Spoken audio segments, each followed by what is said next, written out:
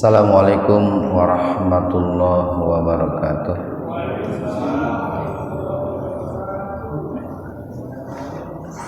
Innal hamdalillah nahmaduhu wa nasta'inuhu wa nastaghfiruh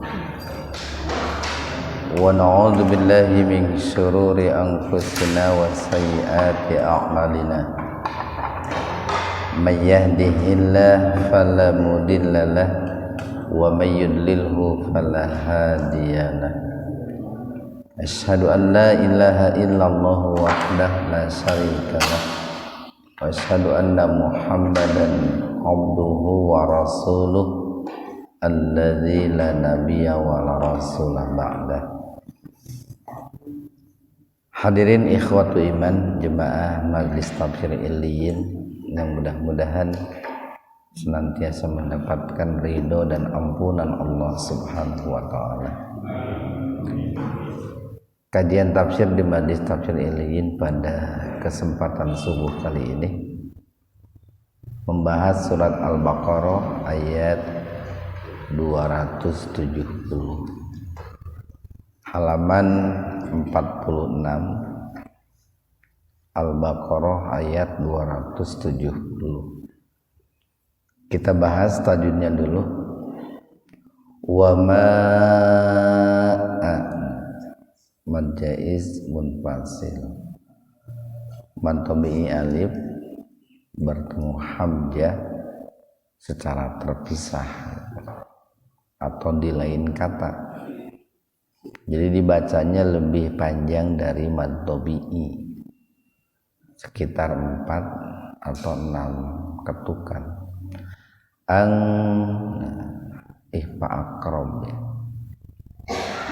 nun mati ketemu dengan fa, jadi dibaca samar tapi pendek, sepintas saja. Fak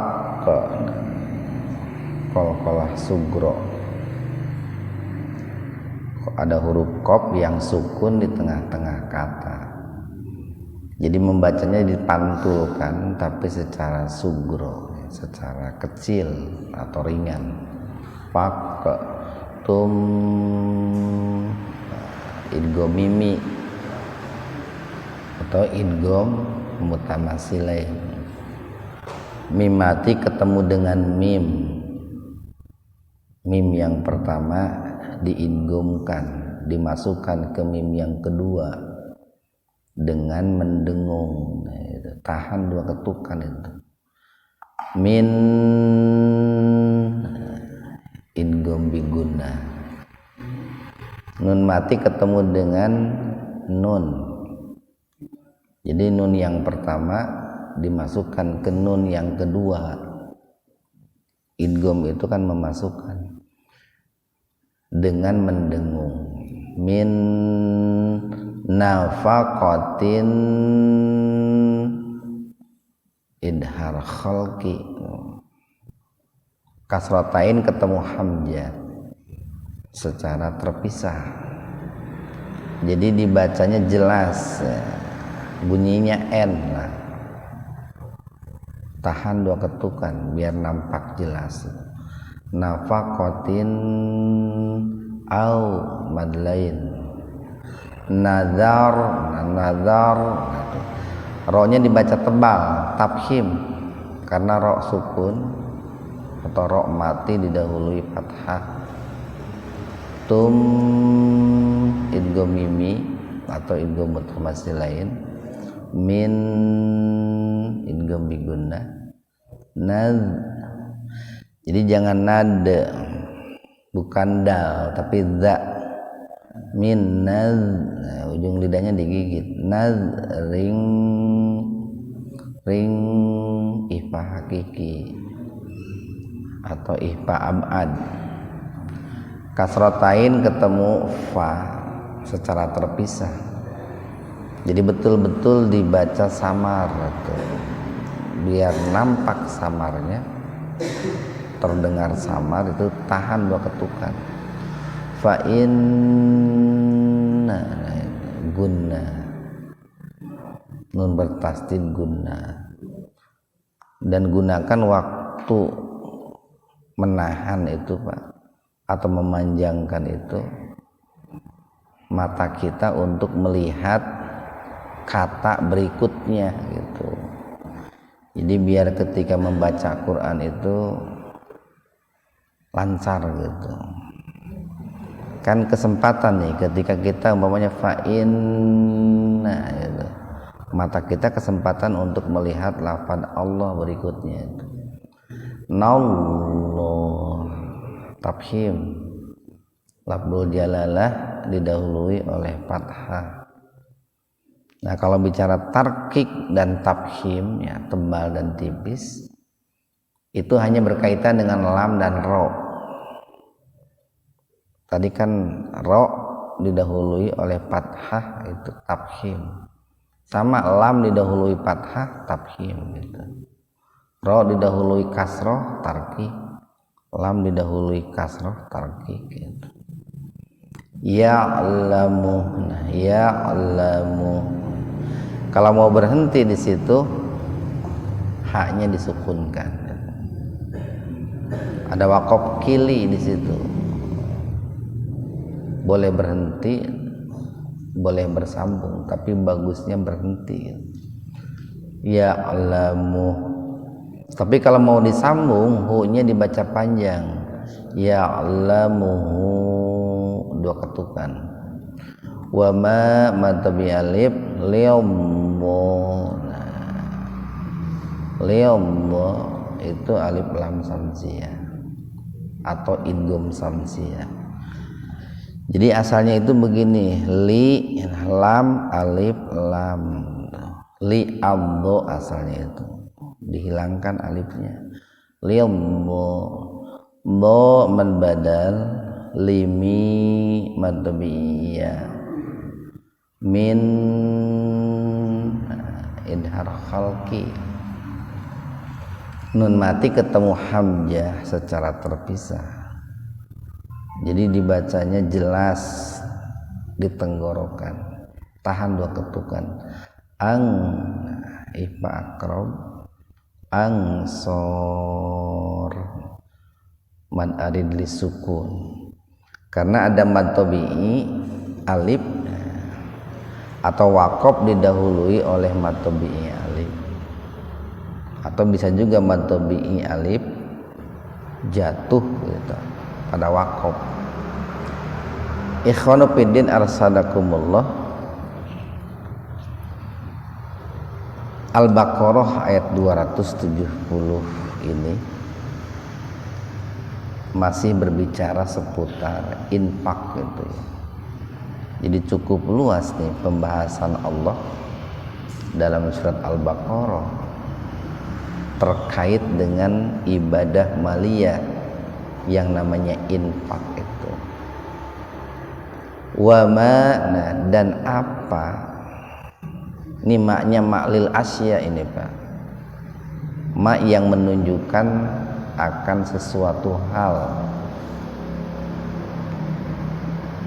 dan bisa dimaknai karena ini bicara infak gitu, bisa berkaitan dengan hal-hal yang sifatnya raga, jiwa raga, bisa juga berkaitan dengan hal-hal yang sifatnya harta. Karena begini, kalau bicara infak itu bukannya hanya bicara infak dengan harta, tapi ada juga infak jiwa ataupun infak raga. Kan Nabi mengatakan begini, segala sesuatu itu diperintahkan untuk disodakohkan gitu, kecuali satu yang tidak disodakohkan, itu istri yang solehah itu Bang. Tidak boleh disodakohkan kepada yang lain gitu. Selain istri yang solehah itu dianjurkan untuk disodakohkan. Mata harus bersodakoh dengan cara melihat yang baik gitu. Mulut harus bersodakoh dengan cara bicara yang benar. Telinga harus sodakoh dengan cara mendengar yang baik. pikiran harus sedekah dengan cara berpikir yang benar. Jadi bukan hanya harta. Kalau harta sudah jelas lah, semua umat Islam itu tahu kalau bicara infak itu erat kaitannya dengan harta. Padahal ada infak dengan non harta, yaitu dengan jiwa dan raga kita. Jadi maknya itu malil asya, itu untuk sesuatu, dan sesuatu di situ bisa berkaitan dengan harta, bisa dikaitkan dengan jiwa dan raga. Anfaqtum, nah itu gabungan dari anfaqo plus angtum itu, Pak. Anfaqo itu nafkah, belanja, uang nafkah, uang belanja gitu. Jadi anfaqo itu anfaqtum, kalian belanjakan, kalian infakkan, kalian sedekahkan, atau kalian keluarkan. Min nafaqatin, min dari nafaqatin, nafaqah itu. Sebetulnya ini sudah masuk bahasa kita. Nafaqah itu nafkah itu. Dan di sini ada kata min, Bang. Itu menunjukkan bahwa yang diinfakkan itu sebagian, tidak seluruhnya. Kalau infak wajib seperti zakat itu sudah ditentukan ukurannya, dan semuanya sebagian kecil, Pak. Nggak ada infak wajib yang ukurannya sebagian besar, semuanya sebagian kecil. Mau zakat apapun hanya sekian persen saja. Zakat tijaroh, dagang, 2,5%. Zakat ziroah, pertanian, 5% atau 10%. Zakat emas pun hanya 2,5%.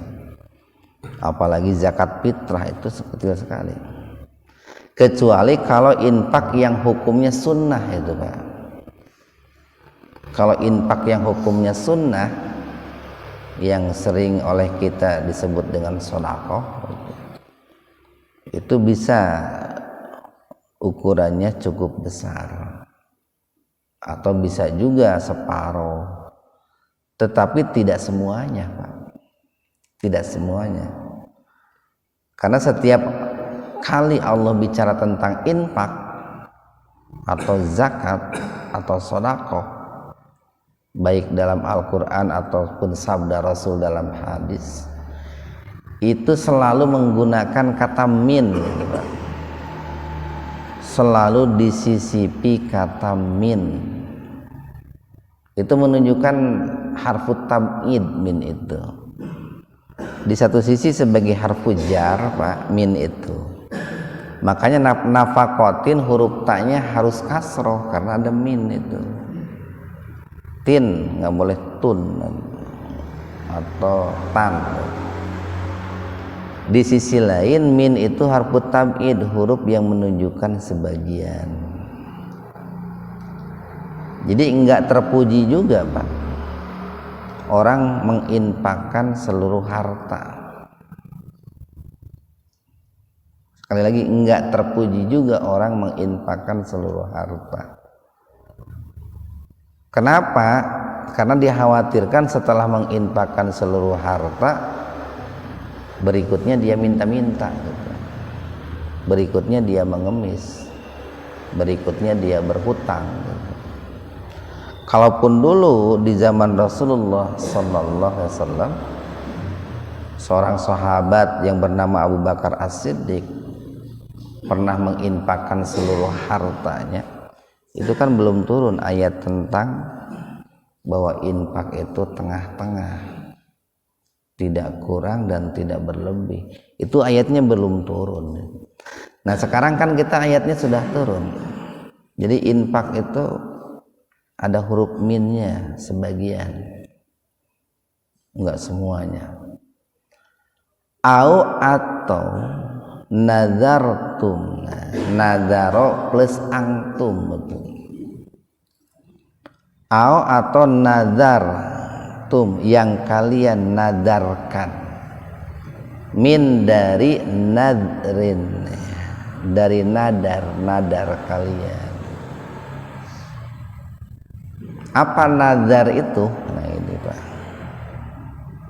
Nadar itu adalah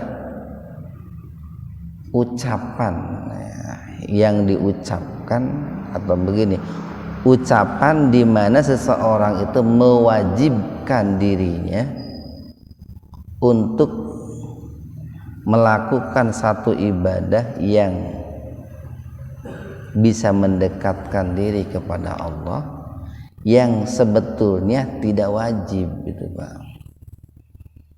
Jadi sekali lagi nih, nazar itu adalah ucapan di mana seseorang itu mewajibkan dirinya untuk melakukan ibadah yang bisa mendekatkan diri kepada Allah, yang pada awalnya ibadah itu tidak wajib. Itu nazar. Jadi nazar itu berkaitan dengan hal-hal yang hukumnya sunnah Pak, lalu oleh orang itu diwajibkan gitu terhadap dirinya. Itu nazar. Dan biasanya ada persyaratan di situ umumnya gitu, sehingga tidak bisa begini, saya kalau sembuh sakit mau sholat 5 waktu sehari semalam, itu nggak bisa nadar seperti itu. Kenapa? Karena yang namanya sholat 5 waktu sehari semalam bagi orang muslim, mau sembuh mau tidak sembuh tetap wajib gitu. Saya kalau seandainya naik jabatan mau puasa di bulan Ramadan, itu bukan nadar itu. Karena yang namanya puasa bulan Ramadan kan wajib. Jadi berkaitan dengan ibadah yang hukumnya sunnah Pak. Saya kalau sembuh bernadar mau sholat tahajud tiap malam, nah itu nadar. Jadi dia mewajibkan sholat tahajud untuk dirinya, padahal asal hukum sholat tahajud itu sunnah, tapi dia bernadar mewajibkan untuk dirinya. Nah itu nadar itu Pak. Nah nadar itu ada nadar yang mutlak gitu, ada nadar yang muqayyad gitu. Nadar mutlak itu nadar tanpa disertai dengan syarat. Nadar yang tanpa disertai dengan syarat. Saya bernadar akan mengesahkan Allah, nah, itu nadar mutlak itu tanpa ada syarat. Tapi kalau nadar muqayyad itu nadar yang ada syaratnya. Nah ini nadar muqayyad ini sebetulnya kurang bagus itu ya. Tapi kalau sudah terlanjur bernadar harus ditunaikan, wajib ditunaikan. Seperti begini nadar muqayyad itu. Nadar muqayyad itu nadar yang terikat dengan syarat Pak. Saya kalau naik jabatan mau infak ke Masjid Al-Muhajirin 10 juta, nah itu nadar bersyarat itu. Ketika dia itu naik jabatan, maka dia wajib infak ke Muhajirin 10 juta itu. Makanya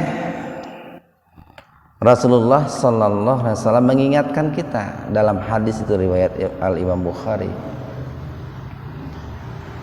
Nadar itu tidak akan bisa merubah takdir itu Pak. Tetapi nadar itu hanya melepaskan seseorang dari sifat kikirnya gitu. Sekali lagi nih, nadar itu tidak bisa melepaskan takdir yang akan menimpa seseorang. Tapi nadar itu adalah hanya untuk melepaskan diri seseorang dari sifat kikir. Kan dulu begini Pak, dulu orang-orang itu ketika mereka bernadar, saya kalau seandainya punya rumah mau sholat tahajud selama 1 bulan, mereka kalau tidak memenuhi nadarnya itu bukan takut dosa, tapi takut terkena ini, istilahnya itu takut kawalat gitu. Takut kawalat. Nah makanya diingatkan oleh Rasulullah, nadar itu tidak akan bisa merubah takdir. Jadi orang menunaikan nadar atau tidak itu tidak ada kaitannya dengan kawalat atau tidak gitu. Sebetulnya dosa kaitannya dengan dosa Pak. Sehingga ketika orang itu menunaikan nadarnya itu dalam rangka melepaskan dirinya dari sifat kikir. Makanya orang yang bernadar itu adalah orang yang menunjukkan sifat kikir dalam dirinya. Kenapa disebut orang kikir, orang yang bernadar? Ya dengan Allah saja pakai persyaratan atuh. Siga jeung naon ya? Ya siga jeung babaturan kan gitu. Soklah ku saya diantar kaditu tapi buruhannya nah itu. Atau saya baru mau mengantar dengan syarat diburuhan. Sama nadar pun kayak begitu. Saya baru mau sholat tahajud ya Allah kalau syaratnya dipenuhi. Naon syaratnya? Taikeun heula jabatan saya. Kakarek-rek tahajud gitu. Lamun teu ditaikeun mah moal tahajud. Nah eta kan persyaratan itu. Tetapi kalau sudah terlanjur bernadar wajib ditunaikan. Tidak ditunaikan ya berdosa.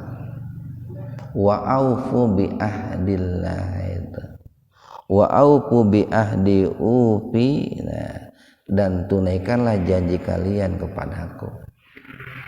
Bagaimana kalau tidak ditunaikan?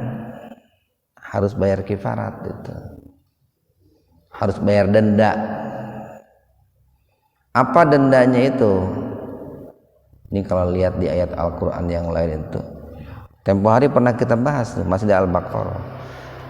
Dendanya itu 1 bisa memberikan 10 makan orang miskin ya. Atau bisa memberikan 10 pakaian orang miskin, atau bisa memerdekakan seorang budak. Itu 3 pilihan Pak. Kalau tidak mampu ketiga-tiganya, baru ada alternatif, yaitu puasa 3 hari. Itu kalau orang melanggar nazar. Dan biasanya dikaitkan dengan nazar yang muqayyad, yang diikat. Makanya Nabi mengatakan, tapi nadar itu berkaitan dengan ketaatan kepada Allah Pak. Man nadara ayyuti Allah falyuti, wa man nadara ayyasi Allah falayusihi. Barang siapa yang bernadar, bersumpahlah bahasa kita itu, untuk taat kepada Allah, maka wajib ditunaikan. Tapi barang siapa yang bersumpah untuk bermaksiat kepada Allah, jangan ditunaikan gitu. Umpamanya kalau saya itu dapat rizki gede, saya mau mabuk, mau minum minuman keras, itu kan nadar untuk bermaksiat kepada Allah, ya jangan ditunaikan itu, tinggalkan. Fa inna maka sesungguhnya Allah ya'lamuna, maha mengetahui gitu. Maha mengetahui apa yang diinfakkan dan maha mengetahui nadar kalian. Jadi ya'lamuhu-nya itu kembali kepada nadaro dan anfaqo. Ini kan fa innallaha ya'lamu, di satu sisi ini kan merupakan kabar gembira, Pak. Di sisi lain merupakan peringatan. Di mana kabar gembiranya? Jadi sekecil apapun ya, atau infak kita baik kecil ataupun besar, infak kita walaupun tidak diketahui orang banyak, itu pasti diketahui oleh Allah. Itu kan kabar gembira. Termasuk nadar kita, nadarnya itu ditunaikan atau tidak, nadarnya itu dalam rangka taat atau maksiat, itu diketahui oleh Allah. Itu. Adapun ancamannya adalah, kan yang namanya infak itu sudah kita jelaskan kemarin. Untuk mencapai syarat infak itu dikatakan liibtigo imardatillah, atau untuk mencapai hakikat infak, Pak. Satu kan niatnya ikhlas. Allah Maha tahu orang yang infak niatnya ikhlas dengan tidak. Ini kan ancaman nih bagi yang tidak ikhlas. Allah Maha tahu orang yang infaknya niatnya ikhlas, tapi dia rusak dengan mani wal ada, dengan cara mengungkit-ungkit dan sambil menyakiti orang yang menerima infak. Allah juga Maha tahu orang yang berinfak tetapi yang diinfakannya itu yang buruk-buruk gitu. Allah juga Maha tahu orang yang berinfak tapi infaknya dalam kemaksiatan itu. Jadi cukup banyak hal-hal yang harus diketahui terkait dengan infak itu agar mencapai hakikat itu. Wama dan tidaklah nih, maknya makna nafi ini, Pak. Kan tulisannya sama itu, Pak ya. Kalau tadi wama yang pertama di awal itu maknya lil asya, menunjukkan sesuatu. Kalau wama yang ini wama lin nafi, menunjukkan peniadaan. Wama dan tidaklah lil dzalimin, li untuk adzalimin, orang-orang yang zalim, min ansor, penolong. Jadi tidak ada penolong bagi orang-orang yang zalim. Nah, jika muncul pertanyaan siapa orang yang zalim itu, nah, kan gitu. Ini jangan jauh-jauh, Pak. Penafsirannya dikembalikan aja ke kalimat sebelumnya. Orang yang zalim itu adalah satu orang yang mampu punya harta, tapi dia tidak berinfak dengan hartanya. Itu zalim. Zalim. Karena di situ ada hak Allah itu. Dalam arti hak Allah itu hak yang harus diberikan kepada orang-orang yang Allah perintahkan untuk diberi. Ada hak fakir miskin, ada hak anak yatim. Maka orang yang mampu tapi tidak berinfak, dia zalim. Kemudian yang kedua yang disebut zalim itu adalah orang yang berinfak tapi infaknya tidak ikhlas. Zalim juga itu. Karena infak itu harus ikhlas. Atau orang yang zalim itu adalah orang yang bernadar tapi tidak menunaikan nadarnya, itu zalim. Atau orang yang bernadar tapi nadarnya dalam rangka bermaksiat kepada Allah, itu zalim. Atau orang yang berinfak tapi infaknya dirusak dengan riya, dengan sum'ah, itu zalim. Ini kan sebuah ancaman nih, wa maliz zalimina min ansar. Jadi nih, Pak, kalimat yang fa innallaha ya'lamu, sekalipun di situ ada kabar gembira dan ancaman, tapi lebih dominan kabar gembira. Jangan khawatir gitu. Sekecil apapun infak kalian pasti diketahui oleh Allah. Tetapi kalimat wa malizalimina min ansar itu sebuah peringatan, sebuah ancaman bagi orang-orang yang tidak berinfak khususnya dan juga tidak menunaikan nadar. Satu ayat lagi. Ini sudah masuk kepada juz hizb ke-6 nih kalau satu ayat ini selesai. Jika tubdu, kalian menampakkan, memperlihatkan as-shadaqat, sedekah. Nih, di sini disebutnya dengan kata sedekah nih, Pak. Terkadang di Al-Qur'an menyebut ibadah harta itu dengan sedekah, terkadang disebutnya dengan infak. Makanya sering kita katakan mau istilahnya infak, mau istilahnya sedekah, itu ada yang hukumnya wajib, ada yang hukumnya sunnah gitu kan. Ada yang dibatasi jumlahnya, ada yang tidak ditentukan jumlahnya. Ada yang ditentukan waktunya, ada yang tidak ditentukan waktunya. Cuman di kita, di masyarakat Indonesia khususnya Sunda, kalau yang wajib sering diistilahkannya dengan zakat. Kalau yang sunnah sering diistilahkan dengan infak atau sedekah. Itu kan yang disebut beda antara pengetahuan konsep dengan pengetahuan fakta itu, Pak. Secara konsep infak itu bisa wajib, bisa sunnah.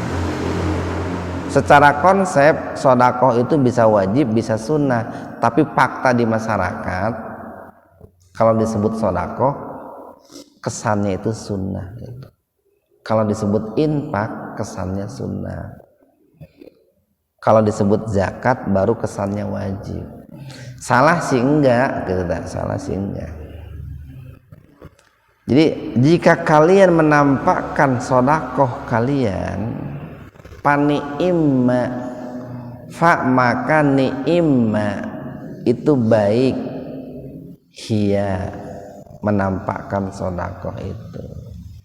Jadi begini Pak nih, ayat ini itu turun berkenaan dengan para sahabat itu Pak. Sahabat Rasulullah sallallahu alaihi wasallam. Jadi ketika turun ayat 270, para sahabat itu bertanya, ya Rasulullah, manakah yang lebih baik? Apakah sedekah itu disembunyikan atau diperlihatkan?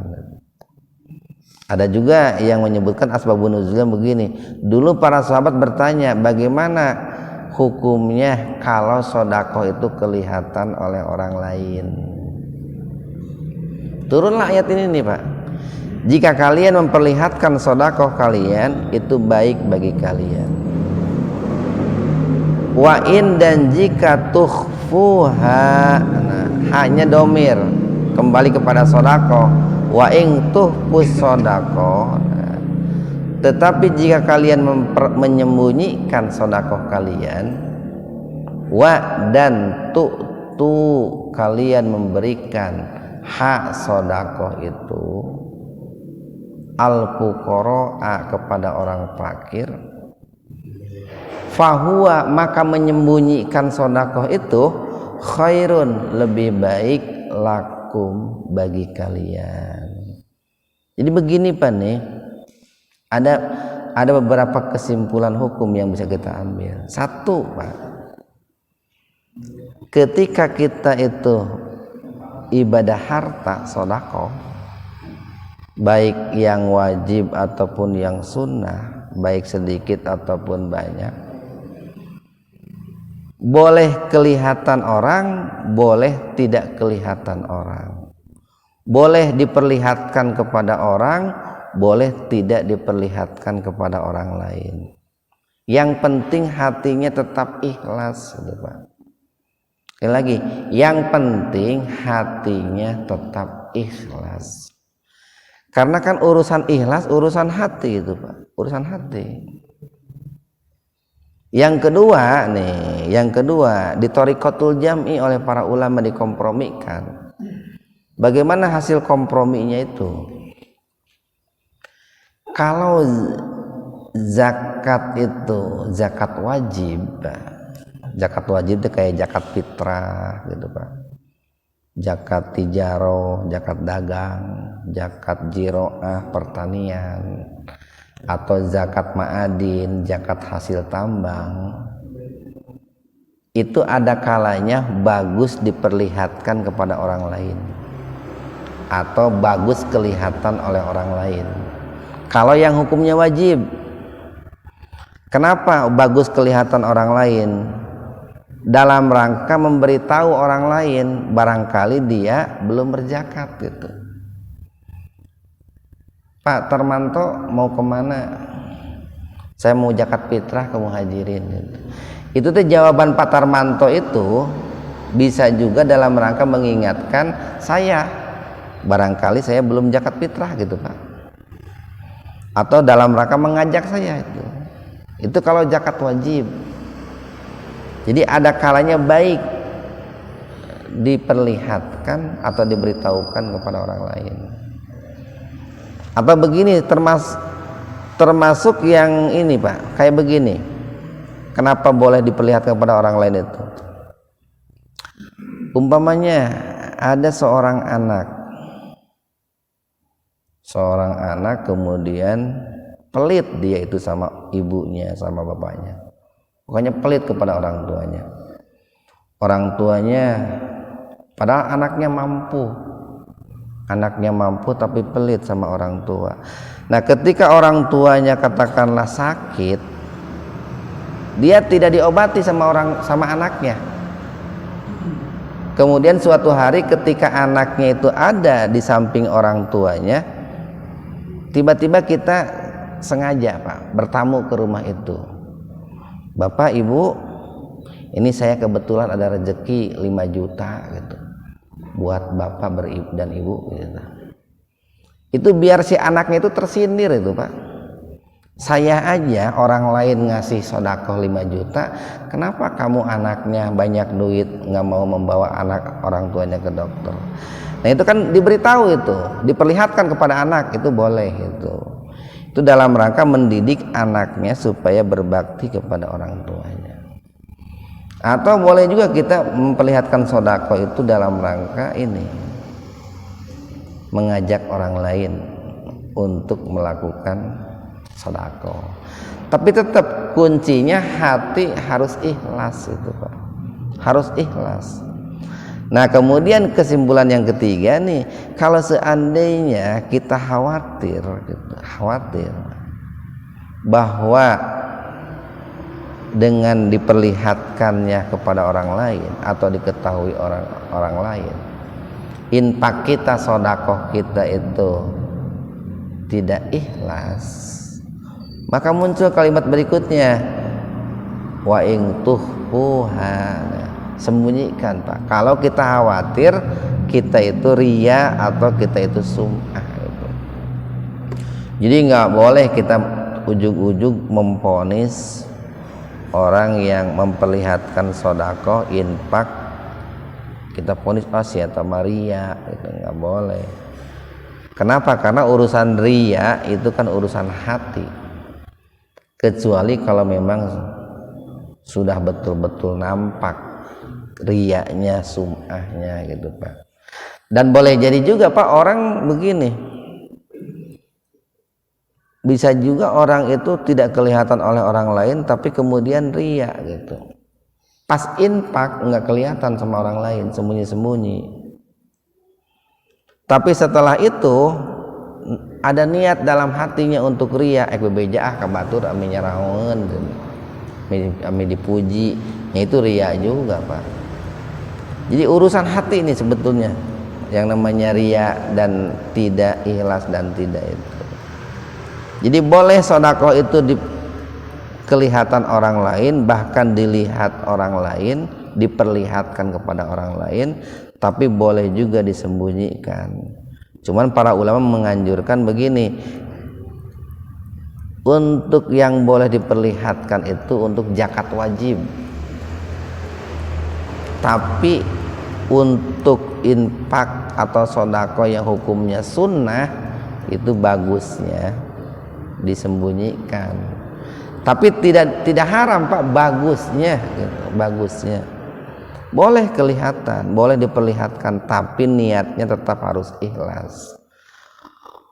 Berikutnya nih, wa yukaffiruna, dan akan mengcover Pak nih infak dan sodako, baik yang kelihatan ataupun yang tidak kelihatan, selama niatnya itu ikhlas Pak, itu akan mengcover, akan menutupi, akan menghapus ankum dari kalian, min dari sayyiatikum, kesalahan-kesalahan kalian, dosa-dosa kalian. Nah di sini ada kata-kata min Pak. Min itu menunjukkan satu, disebut min itu bahwa yang diampuni itu sebagian dosa Pak. Tapi kalau seandainya infaknya sering, sebagian, akhirnya kan semuanya Pak. Begitu. Yang kedua, di situ ada huruf min, itu menunjukkan bahwa dosa yang diampuni itu dosa kecil. Tetapi dosa kecil itu kalau diampuninya sering, banyak, kecil kan dikumpulkan jadi gede juga Pak. Jadi bisa jadi yang diampuni itu dosa yang gede juga, tapi digerogoti sedikit-sedikit gitu Pak. Nah itu pentingnya kenapa kita perlu mengetahui apa fungsinya min di situ. Jadi min itu bisa menunjukkan dosa kecil, tetapi kalau sering bisa juga menjadi besar pengampunannya itu. Makanya nih ketika ini sebetulnya kurang pas nih kalau orang ketika ceramah begini, innal hamdalillah nahmaduhu wa nasta'inuhu wa nastaghfiruh wa na'udzu billahi min syururi anfusina wa min sayyiati, nah itu wa min sayyiati a'malina itu. Jadi kita berlindung kepada Allah dari sebagian keburukan. Harusnya mah wasayyiati, itu yang pas itu wasayyiati, nggak pakai wa min sayyiati itu Pak. Kenapa? Karena kalau wa min sayyiati a'malina itu kita hanya berlindung dari sebagian keburukan gitu. Kepada Allah kita berlindung dari sebagian keburukan. Tapi kalau wa sayyiati a'malina kita berlindung kepada Allah dari seluruh keburukan, kan gitu ta. Itu kalau ditinjaunya dari sisi bahasa begitu. Bagusnya nggak pakai min gitu ta. Wa sayyiati a'malina, bukan wa min sayyiati. Tapi tidak berdosa juga gitu. Cuman kan kenapa kau minta perlindungan itu dari sebagian keburukan, bukan dari seluruh keburukan.